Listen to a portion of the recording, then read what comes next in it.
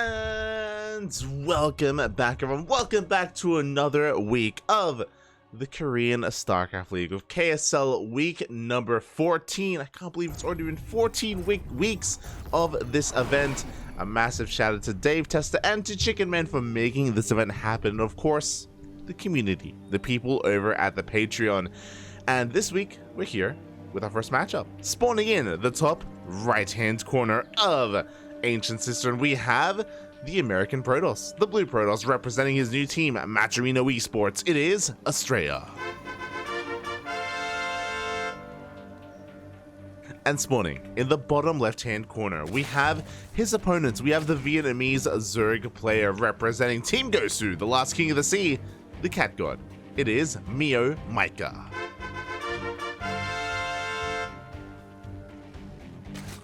It has been far too long, and of course we have a pool first, but it has been far too long since we have had the luxury of casting these two lovely players, and it's great to be back here once again for some, I was going to say some Korean action, but we're going to be featuring some other players for the time being. Southeast Asia versus North America. You love to see it, and I'll be honest, I don't think I've ever seen Astrea versus MeomaikA. MeomaikA has gone toe-to-toe with the best of them from NA. He's gone up against Trigger, he's gone up against Vindicta, he's gone up against even Neeb. But I can't recall the last time I've seen Astrea and MeomaikA face off, so I'm really excited to see how they do fare against each other, because Astrea is he as close to MeomaikA as you get on Protoss? I don't think I'd go that far, but he's pretty unorthodox. Like, we talk about this all the time. Astrea is the kind of Protoss that is willing to try unorthodox things. He's willing to really spread his wings and fly and embrace Protoss like no other. He's called himself the NA clown before. He has done that. On top of that, he can play macro. He can play macro, he can play standard as well. That is the strength of Astrea, is how flexible of a player he is. Very hero-esque in a way. I don't think he has the micro or the control like Hero, but I feel like the mindset is definitely there. So of course, great minds do think alike, and yeah, that's gonna be an interesting one here to face off against MeomaikA. I talk about this all the time. I do think that MeomaikA thrives when his opponent plays standard, so I do worry about him a little bit when he's up against Astrea. Likewise though, again, I don't really know how much experience Astrea has. I know MeomaikA is a tyrant on the NA ladder, but I also know that Astrea doesn't really play too much on the NA ladder. He's more of one of the European boys instead, so... And on top of that, he spends a lot of time in Korea. So yeah, I really am excited to see how this all does unfold. Meanwhile, good morning everyone. Hope everyone has been having a wonderful day so far. The weekend is upon us. I totally didn't spend the majority of it playing Diablo, then sleeping for a couple of hours and waking up and, you know, now I'm here. And today's going to be a big day for us here on the CranKy Ducklings. We're going to be covering the Korean StarCraft League initially to begin with. Then in 3.5 hours, we do have the Rice Cup upon us. Of course, just like last week, if KSL runs over time, we will finish KSL first, and then we will jump onto the Rice Cup afterwards. The Rice Cup, of course, being a bronze to diamond bi-weekly tournament run by Rise himself, so some more amateur StarCraft. And then after that, we're going to be I'm going to be showing off some lovely replay cards that we've been accumulating over time. We have 3 replays to cover. One by Sounder, one by Erebus, and one by Babylings. So we'll be all over all of that once Rice Cup does conclude. So yeah, back to back StarCraft. You do love to see it. And I'll be again on top of it as much as I can. And after all of that, I think I'm going to be playing some Diablo tonight with Azure. I think we may be Diabloing each other even more. But before we get into any kind of Diablo, before we get into any kind of replay cast or amateur StarCraft, we have a Ling Flood. Not just that, we have a fast layer on the way. 2 gases. This looks like Ling Hydra. The standard opener here of MeomaikA is going to be making Lings to send across the map to try and delay this 3rd base, and he's going to be throwing down, yep, his Hydra Den behind his natural. This is the tried and true Ling Hydra opener here of MeomaikA. Lings have arrived, and they're going to be forcing the second Oracle back at home. The first one also does turn back around as well, so Astrea taking this very seriously. As we were getting into this, we did have a little bit of Adept harass as well, and the Adepts did get 2 drones for their trouble, so pretty good damage overall from Astrea, and these Lings haven't really paid for themselves. We do see MeomaikA trying to go for a bit of a surround. He's trying to get on top of this Stalker. The Stalker should go down. Up. But that was a lot of Lings. I don't know if that was worth it. If we look at the units lost tab, 21 Lings for 1 Stalker. I understand that Stalkers are valuable. They're very valuable here for the Protoss. But 21 Lings, that's a lot of Lings, Papi, as MeomaikA is still looking for some more damage, looking for another way in. Hydra production has commenced. Looking at the vision here of Astrea, he has seen this Hydra with the Revelation. He has confirmed the tech of choice. Now he knows what he's up against. Now, when going up against Ling Hydra, I do think that you want to be a little bit more conservative, and there we go. We have shield batteries, cannons on the way, shield battery at the natural, shield battery at the third base. Like, the last thing you want to do is fight in the middle of the map. I think MeomaikA, he wants a fight in... Meo. Oh my. MeomaikA, he's going to be going for a very unique follow-up here.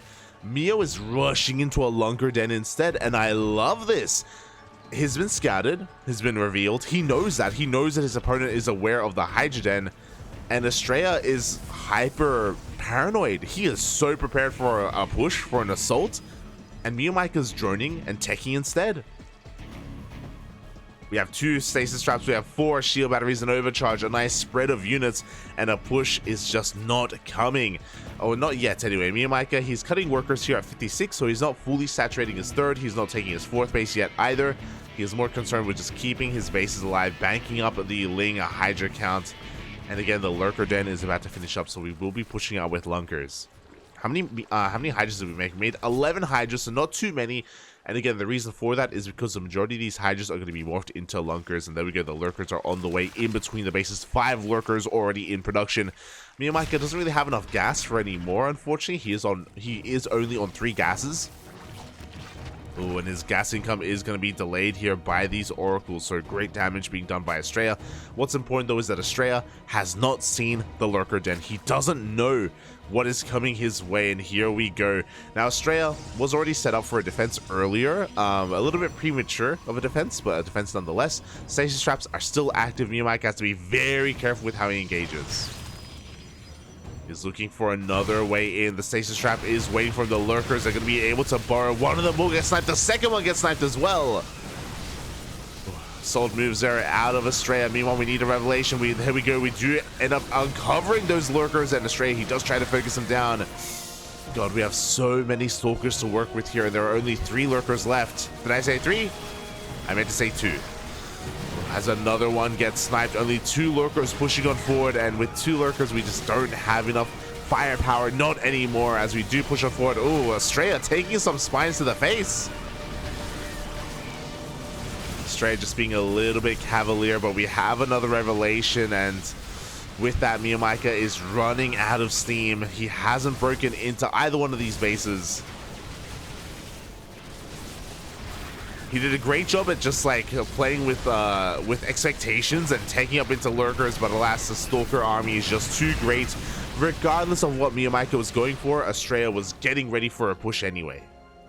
He was getting ready to receive, and yeah, the stasis traps, the shield batteries, they all did come into play. We even had a 5th shield battery here at the 3rd base.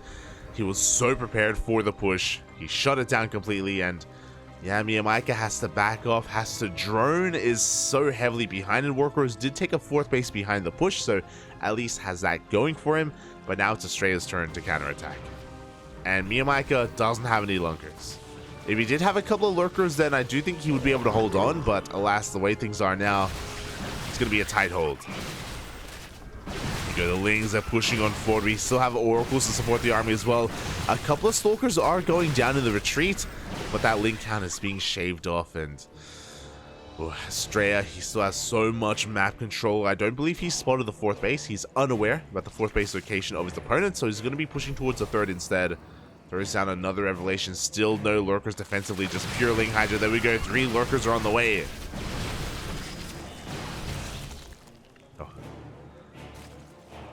And MeomaikA is still making nothing but army. He is not droning whatsoever. He knows that right now army is more important than anything. We have a Dark Shrine coming up behind this, like Astrea. He's just getting ready for every twist, every turn. Another Lunker gets focused down. His target firing has been insane, and there is detection here as well. Oh. MeomaikA leaves nothing at home and goes for a counterattack. No fear, Papi, no fear. I mean, he has to make something happen. He is kind of catching his opponent out of position, forces a recall out of Astrea. The Hydras get here just in time, but the Lurkers are behind. No! There's only 3, now there's only 2 left. They have been revealed. Astrea, he blinks on forward, he focuses down. Every Lurker has been focused down by these Stalkers, and now, yeah, the SimCity is too good. The positioning is too good. MeomaikA is just pushing into a brick wall. He's trying to break down this wall with his head, with his Ling Hydra, and it's just not working out for him. Across the map, we have some Prism Harass. We have some Zealots being warped in as well. Astrea cleans up Mio's army for the 2nd time. And Mio still doesn't have a good economy behind this. He's still only on 55 workers. He was able to muster up a 2nd force, a 2nd army. Now we have 5 more Lurkers on the way. 6 more Lurkers even. If they can finish up, then maybe MeomaikA can deflect this attack, but Astrea is not giving him the time he needs. He's not giving him any breathing room. He shows up once again, and this time at the 4th base. And the 4th will go down. Mio's trying to sneak out of 5th as we speak. Couple of DTs do get warped into the main base as well, and even though there are spores, there's not enough DPS to deal with those DTs. They get a couple of drones here and there. Eventually they will be cleaned up. Ooh, a couple of transferring workers get caught out as well. And GG gets called. Astrea will take game number 1. GG. Solid game 1 there out of Astrea. Again, being very mindful of the kind of player that MeomaikA is and being very defensive after seeing that Hydra Den. And even though that MeomaikA was playing with expectations, and even though he was taking up in a different direction and going into Lurker play instead, regardless, a push was coming and Astrea was ready for anything. Even though he didn't have a Robo, he didn't have Observers, he had the Oracles. They survived the early game. They were able to provide him some detection, and the focus firing from Astrea was oh so good. Even before the first burrow, remember, he sniped 2 Lurkers. There were 5 in total, and he got 2 of them immediately. It was insane how fast Astrea was to recognize the situation, to focus down the high priority targets. And yeah, that was so much of the sting behind MeomaikA's push gone at that point. So solid defense from Astrea. Now we're going to be getting into game number 2. I also have to very quickly do something once we load in. Momento.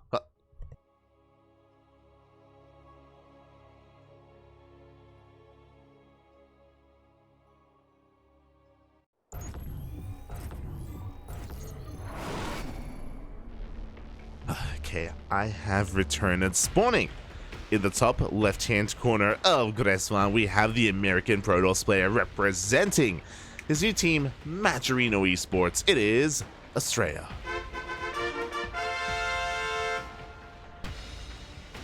And spawning in the bottom right-hand corner, oh, going for 12 pool. Let's go, Papi, let's go. We have the Vietnamese Zerg player representing Team Gosu.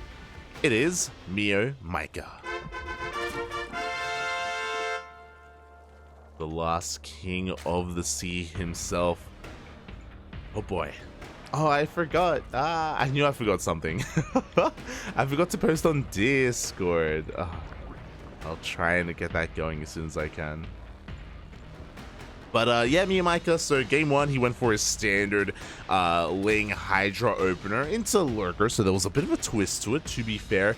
But here in game 2, he's going for his other most popular build. It is going to be the 12 pool, but this is a very different variation. As you can see, typically when you 12 pool, you make a wave of 6 Lings, and you make 4 more Lings behind it as well to be active on the map. MeomaikA doesn't do that. He only makes 6 Lings, so it's a very uncommitted 12 pool. Is going to be droning up immediately behind this, and is going to be taking an expansion as well. So yeah, a bit of a different approach to the 12 pool overall. There's that hatchery that we were talking about, and we are just droning behind this and getting that queen. So this is just to force an overreaction from his opponent. We can see that Astrea is overreacting. He throws down his second pylon as a part of the wall, Cronin's out the first zealot, and should be walling off as well. So because the second pylon is here on the low ground, that does mean that the tech is going to be much easier to scout, as it'll be here at the natural instead of the main. So good damage being done here. Oh, as the wall is not a wall, the Lings, they do slip past the Zealot, they get into the main base, and potentially they can get some worker damage. Astrea does have some good micro though, and there we go, he does pull the boys immediately. One of these probes is looking to be under threat, and ooh, one probe does go down, and every probe, yo, it counts. Like, these are workers that should not be going down here for Astrea, so some great pickoffs from MeomaikA.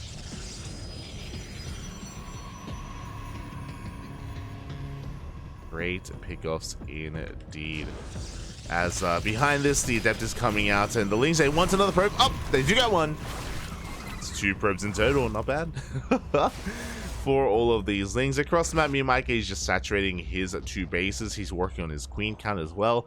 And this is where MeomaikA is going to be in a little bit of trouble. So now, Astrea was forced to make these units. He was forced to make 2 Zealots. Now he has an Adept. He's going to be moving out with 2 Zealots and 2 Adepts, and MeomaikA is going to have to remake the Lings that he lost to make sure that things don't get out of hand and he doesn't lose too much. This is going to be a bit of a scary moment here for MeomaikA, but he does have Lings on the way. He has 2 queens on the front lines as well. He has a 3rd queen in the main, so he should be perfectly fine. Oh, I say perfectly fine, but 1 tumor is going to get sniped. The 2nd tumor can also be going down as well. MeomaikA does stand strong. That 2nd Adept about to join the fray. Behind this Stargate opener, ooh, in the main base here of Astrea, did throw down that 3rd pylon.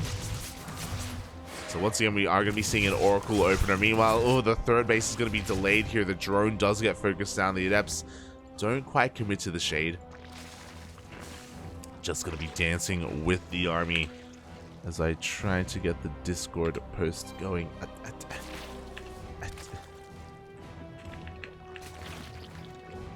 Un momento.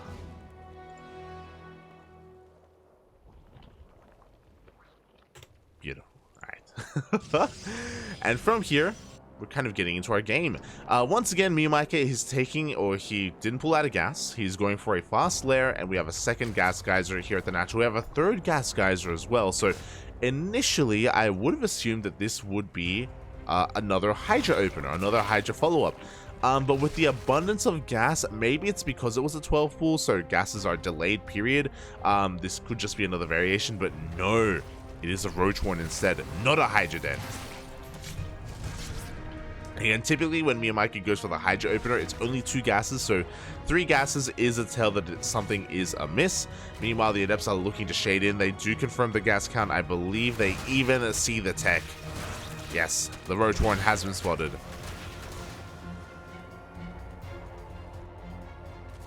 As MeomaikA is going to be going for a more Ling Roach heavy composition instead. I say that. He is investing in the Roaches. Roach speed is on the way, but we do indeed still have the Hydra behind this. So Roach Hydra going to be the composition of choice. Interesting. Something you don't see too often in this matchup. Used to be a lot more of the meta back in the day, back in the early days of Heart of the Swarm. As 4 drones go down to the run by Astrea with MeomaikA with a lot of Lings here is going to be delaying any kind of expansion, but Astrea is staying on 2 bases. He's just going for a massive gateway explosion, 6 gates in total, and he's taking up into a robotics bay as well. The 3rd base is not in sight at all. Astrea going for his own 2 base play. How the turns do table. and it's going to be on Mio to try and defend, and hopefully he isn't. I mean, he's not one to be too greedy, but he's going to be going for a very interesting unit composition. Astrea, I believe, is going to be rushing into Disruptors. And this, we'll see if he goes for Disruptors or Colossi. Before that happens, the double Oracle gets across the map again. 3 more drones fall for the price of an Oracle, so not the best trade for Astrea. But he's going to be looking for even more damage.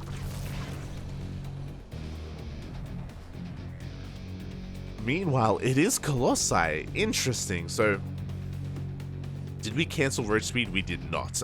So I do think that with this fast Colossi, we kind of hard counter Ling Hydra. But because it's going to be Roach Hydra instead, this is going to be an interesting dynamic. And MeomaikA is not going to have the worst army against this as he goes for his Lings. He confirms the Immortal and the Sentry, but he also sees the 3rd base. So upon seeing the 3rd, he's like, okay, it's not going to be a 2-base all-in. But Astrea is behind economically. Well, more behind than he should be. Again, it was a very odd choice for Astrea to stay on 2 bases, to tech up in this way, for it to only lead to an expansion. Like, he's not really pushing out, he's still taking a defensive position, which I do think is a wise choice. Meanwhile, MeomaikA has cut workers at 50 for quite some time. He's pushing on in. Stasis Trap is going to be going off. The Roach Ravager wants to try to get on top of the Immortal, on top of the Colossi. Can he bust on through, though? The force fields are just a little bit too good. At the same time, workers are going down to Adepts and Zealots in the main base. The Prism was able to warp in. That one Immortal is quite exposed, and the Immortal is going to be going down, so a good pick up here from MeomaikA. But again, he's just losing so much across the map. 3rd base will be saved. Shield batteries are going to be thrown down as well. I think what's insane is that Astrea defended without any shield batteries, without an overcharge. He was so solid back at home. We see MeomaikA trying to push in once again before those shield batteries can finish. Up, and the Biles are looking to try and connect. He's trying to focus on the Colossi as well, and it looks like he will not be able to get it. The Disruptor has arrived, and MeomaikA, he has to respect it. There's that overcharge as well. GG gets called, and Astrea will take the series 2-0. GG.